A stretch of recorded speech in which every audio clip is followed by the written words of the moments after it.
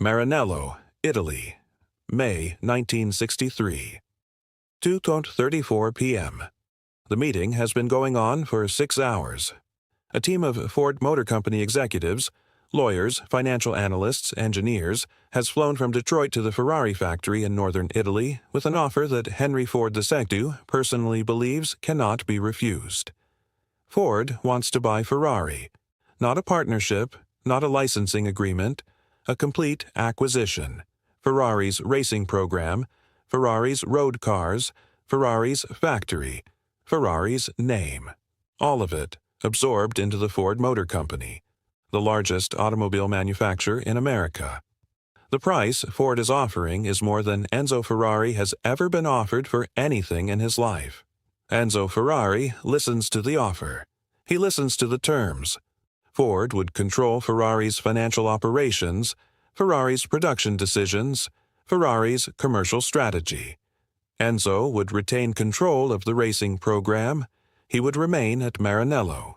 He would continue doing the thing that was, to him, the only thing that had ever mattered: building racing cars. Enzo Ferrari stands up. He tells the Ford executives in language that the translators render as diplomatically as possible and that everyone in the room understands perfectly regardless of diplomatic rendering, that Ford is a manufacturer of ordinary cars for ordinary people, that the Ford Motor Company has no understanding of what Ferrari is or what Ferrari represents, and that the answer is no. Not just no. No, and please leave. The Ford executives fly back to Detroit. Henry Ford II receives their report, and Henry Ford II, the grandson of the man who had invented mass production, the man who had inherited one of the greatest industrial empires in American history and was determined to prove that he deserved it, says something that will define the next 3 years of his company's history. He says, "We're going to beat him. We're going to go to Le Mans, and we're going to beat him." What follows is the most expensive act of corporate revenge in automotive history. To understand why the insult landed so hard, you have to understand what Le Mans meant.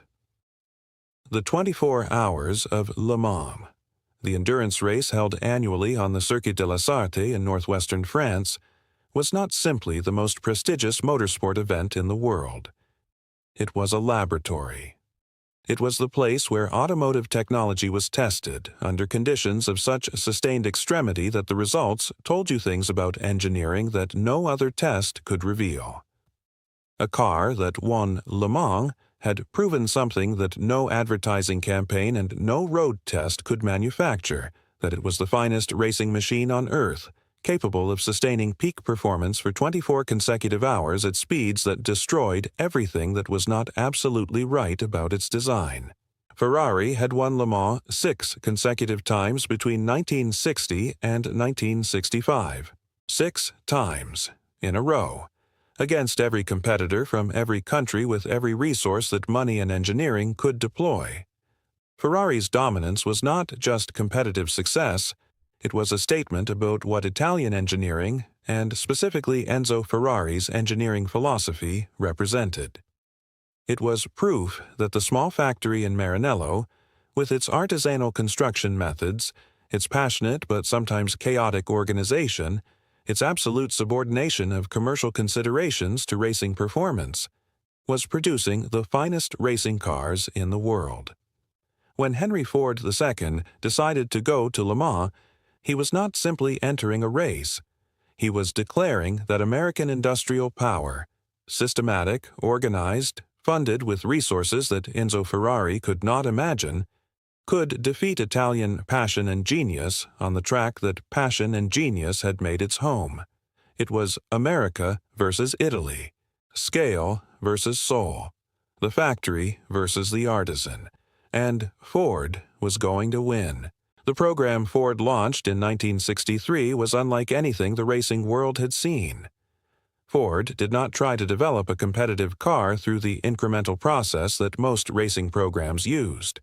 Ford hired the best people available, gave them essentially unlimited resources, and told them to build the fastest endurance racing car ever constructed.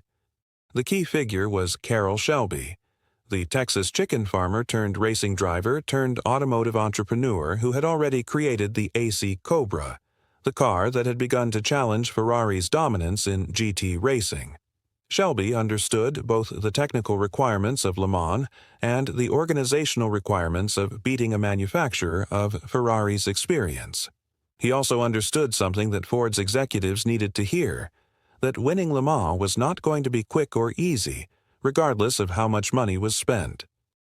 The car that emerged from the program, the Ford GT40, so named for its height of 40 inches above the ground, was a technical achievement of remarkable sophistication. A mid-engine design, lower and wider than anything Ferrari was racing, powered by an American V8 engine that produced power in quantities that Ferrari's smaller displacement engines could not match. But power was not enough at Le Mans. Le Mans required reliability.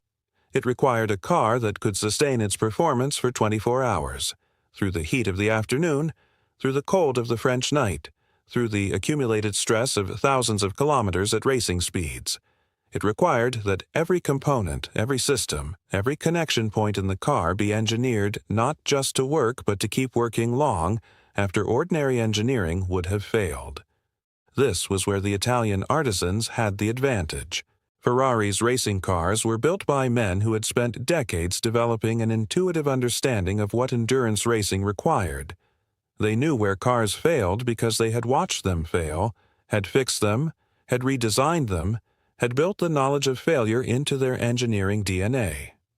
Ford's engineers were learning. They learned the hard way. In 1964, every Ford GT40 entered at Le Mans retired from the race before its completion. Mechanical failures of various kinds, gearboxes, engines, suspension components, stopped every car Ford had built before the finish. Ferrari won. In 1965, the same thing happened. Ford's cars were faster. Ford's cars were more powerful. Ford's cars kept breaking down. Ferrari won again. Henry Ford II was not a man who accepted failure with equanimity. He had put the resources of the Ford Motor Company behind this program.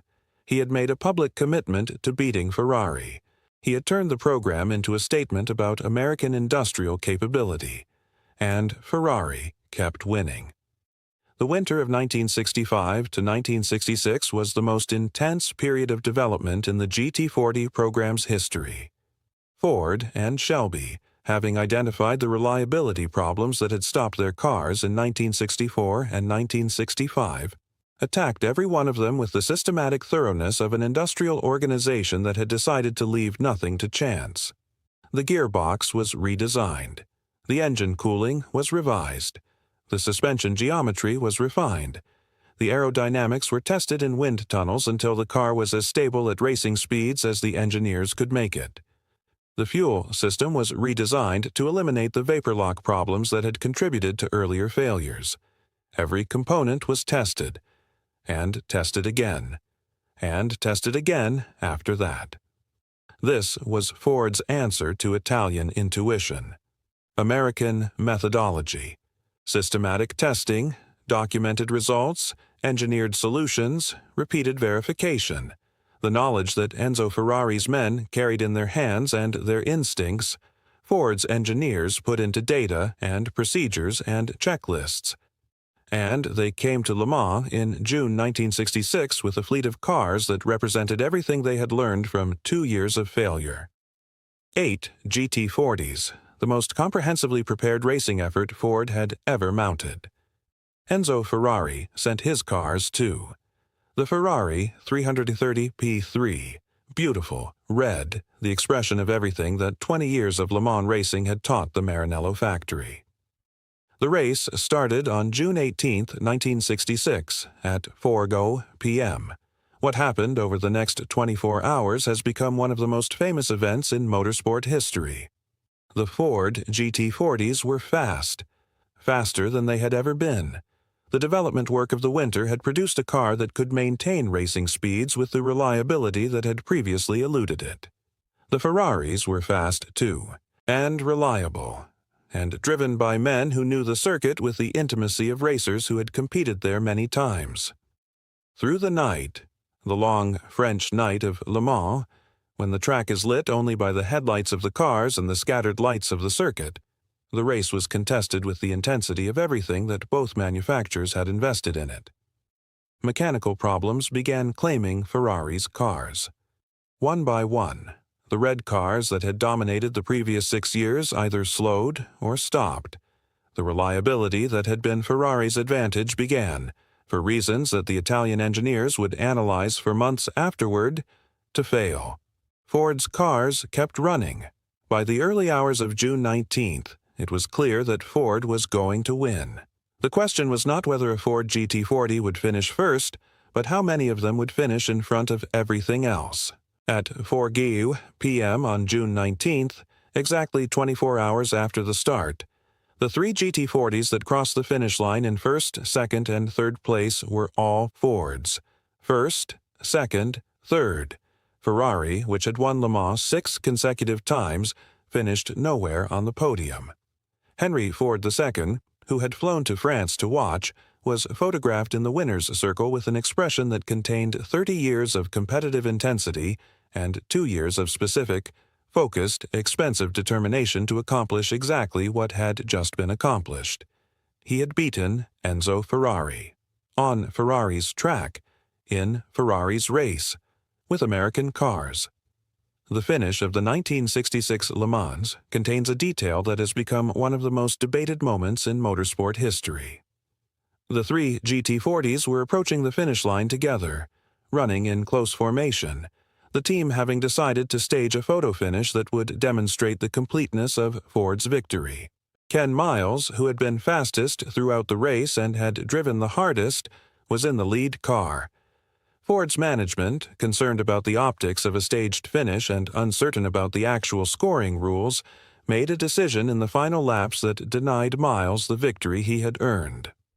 Bruce McLaren and Chris Amon, whose car had started from a position further back on the grid, and therefore, by technicality of Le Mans scoring rules, had technically covered more distance, were declared the winners. Ken Miles crossed the finish line in second place. He had driven magnificently for 24 hours. He had been the fastest Ford driver. He had contributed more than anyone to the development of the car over 2 years of testing and racing. He was not declared the winner.